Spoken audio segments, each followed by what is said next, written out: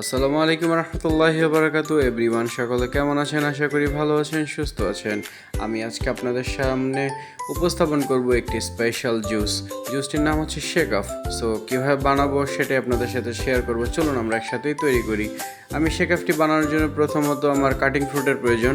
So আমি cutting ফ্রুটের জন্য এখানে ম্যাঙ্গো নিয়েছি, অ্যাপেল নিয়েছি এবং বানানা নিয়েছি। সো আমি ফলগুলিকে পরিষ্কার করে নিলাম এবং স্লাইস আকারে কেটে কিউব আকারে কেটে নিলাম। সো বন্ধুরা, আমার কাটিং ফ্রুটটি তৈরি হয়ে গেল। আমি এখানে শেকআপের ফার্স্ট ধাপটাকে সম্পূর্ণ করব। সেটার জন্য আমার এখানে স্ট্রবেরি জুস দরকার, স্ট্রবেরি জুসটাকে প্রয়োজন। সো আমি জুসটা বানানোর জন্য আমি এখানে ব্লেন্ডারে স্ট্রবেরি দিয়ে দিলাম আর চিনি দিয়ে আমি ব্লেন্ড করে নিলাম। সো আমার জুসটি তৈরি হয়ে গেছে। আমি এখন গ্লাসে ঢেলে নিব। সো দেখতে পাচ্ছেন আমি গ্লাসে ঢেলে দিলাম আর আমার সেই কেটে রাখা কাটিং ফ্রুটটা আমি উপর থেকে বসিয়ে দেব। আমার শেকআপের প্রথম ধাপটি সম্পূর্ণ হয়ে গিয়েছে। দেখতে কতটা সুন্দর লাগছে বন্ধুরা। আমার ভিডিও যে যেখান থেকে দেখছেন ভিডিওতে লাইক কমেন্ট শেয়ার করে দিবেন এবং ফেসবুক পেজটিকে ফলো দিয়ে রাখবেন, ইউটিউব চ্যানেলকে সাবস্ক্রাইব করে রাখবেন, বেল আইকনটি অন করতে ভুলবেন না, তাহলে আমার নতুন নতুন ভিডিওগুলি আপনারা মিস করবেন। সো বন্ধুরা, এরকম নতুন নতুন ভিডিও পেতে হলে আমার পেজের সাথে যুক্ত থাকবেন, আমাকে সাপোর্ট করবেন। আমি একজন নতুন ইউজার, আমি আপনাদের সাপোর্টটাই আশা করি সবসময়। সো আমার প্রথম ধাপটা সম্পূর্ণ হয়ে গিয়েছে। এখন আমি আমার দ্বিতীয় ধাপটাকে তৈরি করব। এখানে আমি ম্যাঙ্গো মিল্কশেক জুসটি ইউজ করেছি।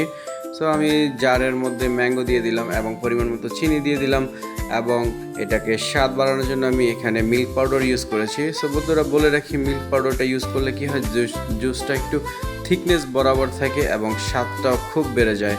সো আমি স্বাদটাকে আরেকটু বাড়ানোর জন্য আমি এখানে আইসক্রিম ইউজ করেছি, যাতে জুসটা খুবই সুস্বাদু হয়ে ওঠে। সো আমার জুসটি বসানো হয়ে গিয়েছে। এখন আমি এটাকে ব্লেন্ড করে নিব। সো বন্ধুরা, আমার জুসটি ব্লেন্ড হচ্ছে। এর মধ্যে বলে রাখি, আমার ভিডিওগুলি আপনারা না টেনে দেখবেন, তাহলে কিছুটা শিখতে পারবেন। এটা আপনারা যে কাজে ইউজ করেন না কেন, বাসায় বা কোনো বিজনেসের কাজে ইউজ করতে পারবেন। এগুলো একটা প্রফেশনাল জুস। সো আমার জুসটি তৈরি হয়ে গেল। আমি এখানে গ্লাসে ঢেলে দিলাম। সো বন্ধুরা দেখুন, প্রায় আমার জুসটি শেষ। এখন মূল কাজ হচ্ছে, শেকআপের মূল হচ্ছে যে উপরের ডিজাইনটা, এটা যতটা ডিজাইন হবে ততটা সুন্দর লাগবে দেখতে।